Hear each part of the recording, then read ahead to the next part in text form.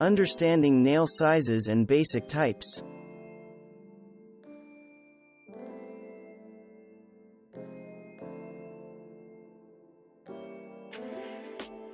You've probably heard of nail sizes referred to as 10D, 16D, and so on.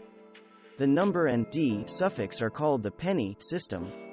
The English penny used to be designated with a D representing the first letter of the Roman coin denarius. Originally, the penny number referred to the cost for 100 nails of a particular size. An 8D nail, for example, cost 8 pennies for 100. Common nails are used for general construction and specifically for framing and other structural work. They have a thick shank, a wide head, and a diamond-shaped point.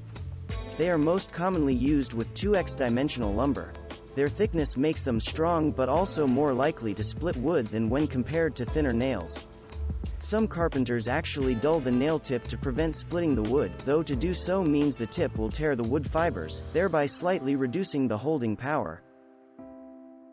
Box nails are similar to common nails and sinkers but have thinner shanks and are better suited to thinner wood materials, such as 1x 3/4 inch thick lumber and exterior trim.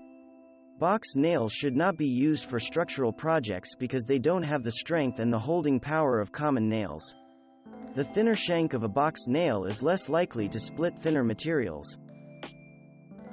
Duplex head nails are specialty nails useful for temporary construction, such as formwork for pouring concrete or attaching temporary cleats during roofing work.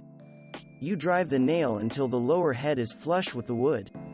When it's time to disassemble the project, you can extract the nail using the upper head and the claw of your hammer or pull bar. An annular ring, also called ring shank, nails have rings on their shanks for extra grip and additional resistance to pulling out of the wood. They are commonly used for installing subflooring, where the extra holding power can help prevent floors from squeaking. Other nails that may have rings include drywall nails or deckboard nails, also for improved holding power.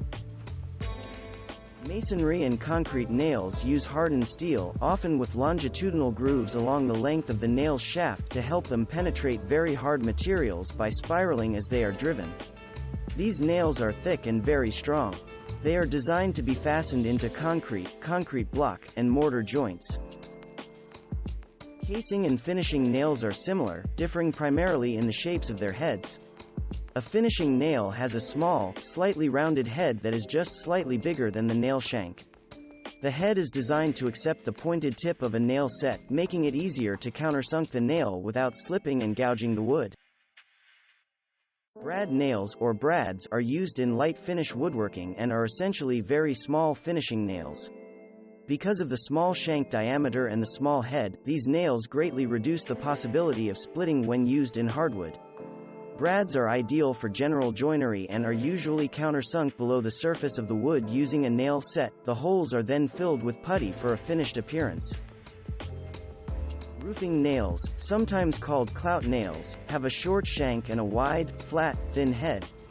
They can be used to fasten shingles, roofing felt, or sheet metal to wood. The shanks can be smooth or ringed for increased pull-out resistance. Thanks for watching. Subscribe for more interesting videos. And please hit the like button for the YouTube algorithm.